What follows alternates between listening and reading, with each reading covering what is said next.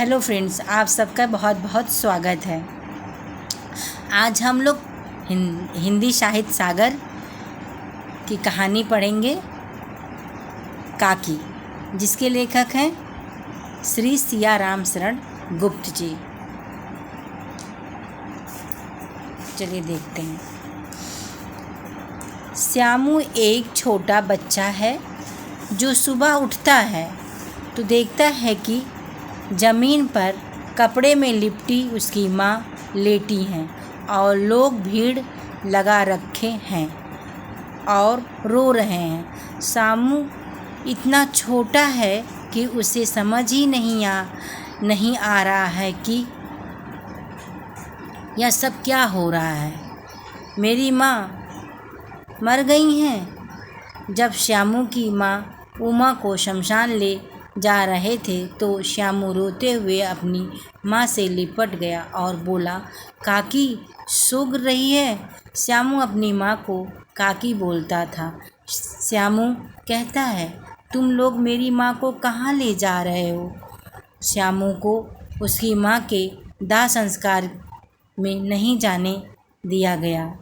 सभी लोग श्यामू से झूठ में कहते हैं कि तुम्हारी माँ काकी मामा के घर गई है, लेकिन थोड़े दिन बाद गांव के बच्चों ने श्यामू को बता देते हैं कि तुम्हारी माँ मर गई है। और एक दिन श्यामू खेलते हुए पतंग को देखा और अपने पिता विश्वेश्वर के पास जाकर बोला, काका मुझे एक पतंग लाकर दो।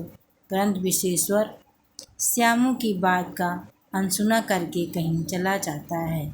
श्यामू पतंग पाने की इच्छा को रोक ना सका और विश्वेश्वर के कुर्ते से एक चवन्नी 25 पैसे लेकर अपनी मित्र भोला से पतंग और डोर मंगवाता है।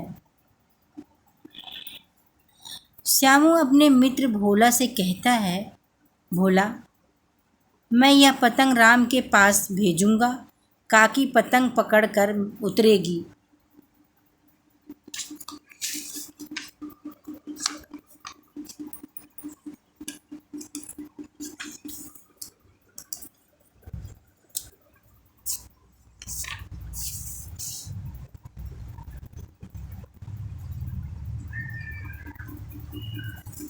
तो भोला बोला, यह डोर बहुत पतली है, इसे टूट जाने का खतरा है।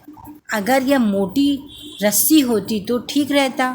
श्यामू फिर से अपने पिता विश्वेश्वर की कोट से 1 रुपया लेता है और भोला से 2 रस्सी मंगवाता है और जवाहर भैया से काकी का नाम लिखवाता है।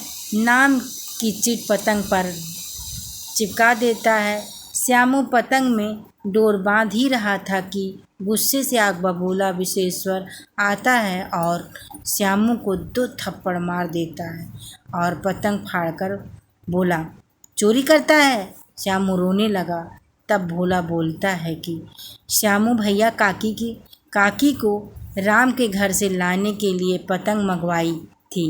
इतना सुनकर विश्वेश्वर सुन्न पड़ जाता है और फटी पतंग को देखता रहता है और उस पे चिपकी चिट को जिस पे लिखा था काकी। इस प्रकार कहानी का अंत होता है।